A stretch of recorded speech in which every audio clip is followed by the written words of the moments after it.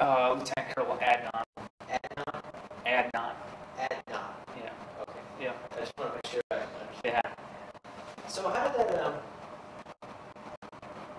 I, I, I guess what I'm trying to understand here is that when you arrived, or Lima Company arrived here in Iraq, your mission wasn't augmentation teams. You were still structured in the traditional Marine Corps rifle company.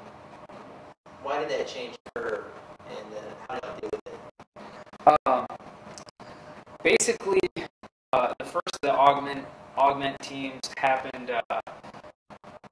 We found out pretty much the first day that we got into Ramadi that, hey, we're gonna make 3 augmentation teams, and we're gonna split our first platoon up into those 3 augmentation teams, and actually put an officer in charge of each one of the augmentation teams.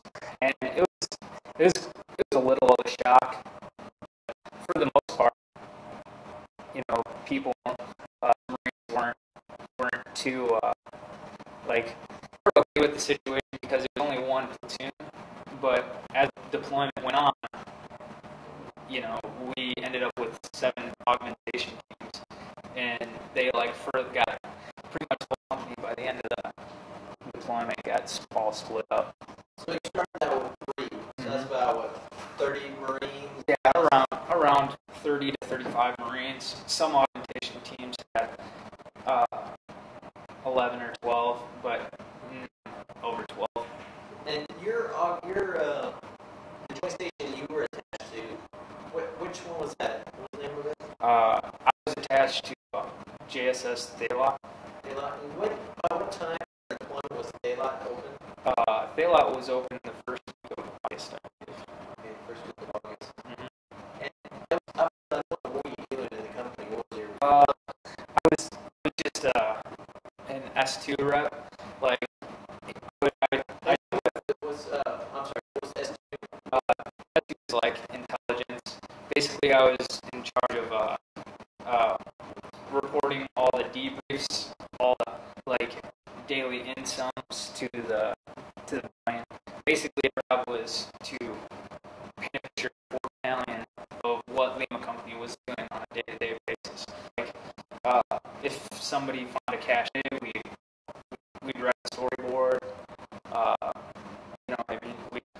We made a little daily paper, and the daily paper had each day with location reporting. It'd be kind of like a log of what happened during the day, and we'd also attach the MNFW.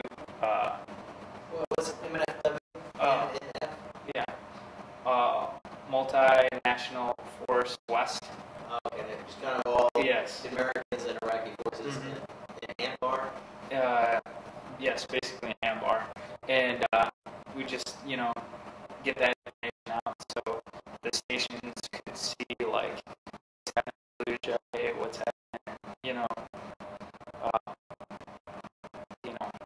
all the different AOs and that stuff. So let's say you got thrown in working in the company for 3 months. I think it was pretty much at the halfway point. I think we got to Thaylot either the day before or the day after the halfway point. Yeah. Yeah. So how do you wanted to go from the SU shop to the propagation team? Well, I've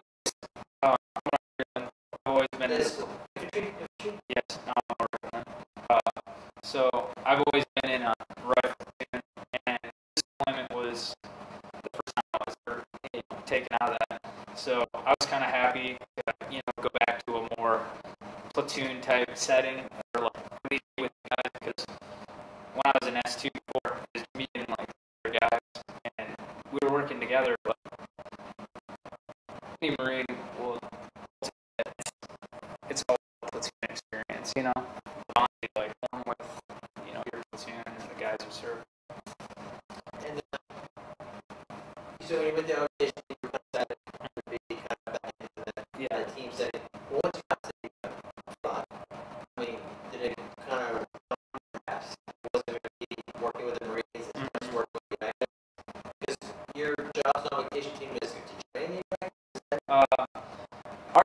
augmentation team is we're basically like there to like uh, just kind of like be like I don't know like it's we basically just are there so the IPs when they make mistakes we're there to help them along. We're there to kind of like guide them in the right direction and like if they need anything we're there for them.